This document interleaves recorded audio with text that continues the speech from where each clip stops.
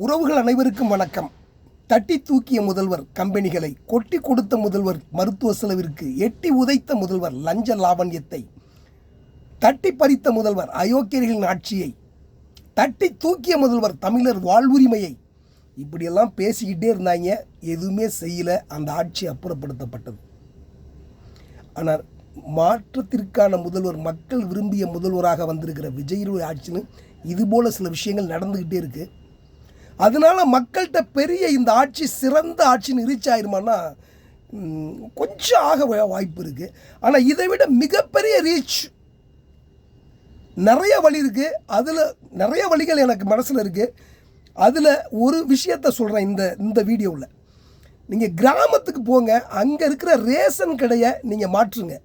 அதுதான் மாற்றம். என்ன மாற்றணும்னா, மார்க்கெட்டில் எவ்வளோ தரமான அரிசி கிடைக்குதோ அது அங்கே கிடைக்கணும். ரெண்டாவது, அங்கே நிறுத்து போடக்கூடாது.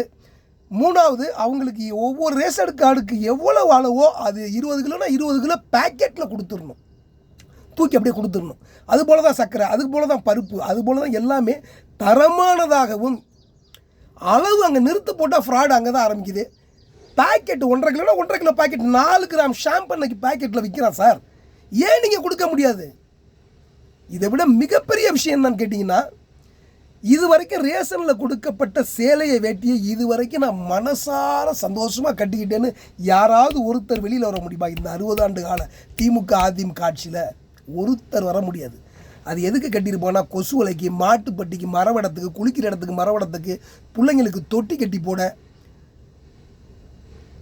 இது மாதிரி தான் அதை யூஸ் பண்ணியிருக்கிறாங்க ஒழிய, நான் பொங்கலுக்கு அதை கட்டிக்கிட்டு வெளியில் வந்தேன்டா, என்னுடைய ஆட்சியாளன், என்னுடைய இந்த நாட்டை ஆள்றவன் கொடுத்தான், நான் கட்டிக்கிட்டேன்னு ஒருத்தர் சொல்ல முடியாது. மனசாட்சி பயந்து. இந்த விஜய் முதல்வருடைய ஆட்சியிலையும் அப்படி நடக்கக்கூடாது. மாற்றத்திற்கான முதல்வர் சூப்பரான நீங்கள் வேட்டி சேலை கொடுக்கணும்.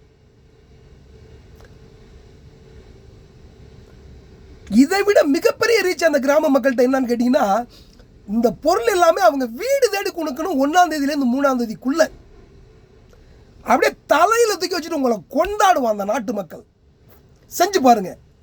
உங்களுக்கு திறமை இருக்குது, தில் இருக்குது, திராணி இருக்குது, செஞ்சு பாருங்கள். கண்டிப்பாக முடிஞ்சால் இதை பரப்புங்க முதல்வர்கிட்ட போகிற வரைக்கும். நன்றி உறவுகளே. பாருங்கள், பகிருங்கள், பகிர்ந்தளியுங்கள், சப்போர்ட் பண்ணுங்கள், சப்ஸ்கிரைப் பண்ணுங்கள். நன்றி உறவுகளே. மீண்டும் ஒரு காணொளியில் சந்திப்போம்.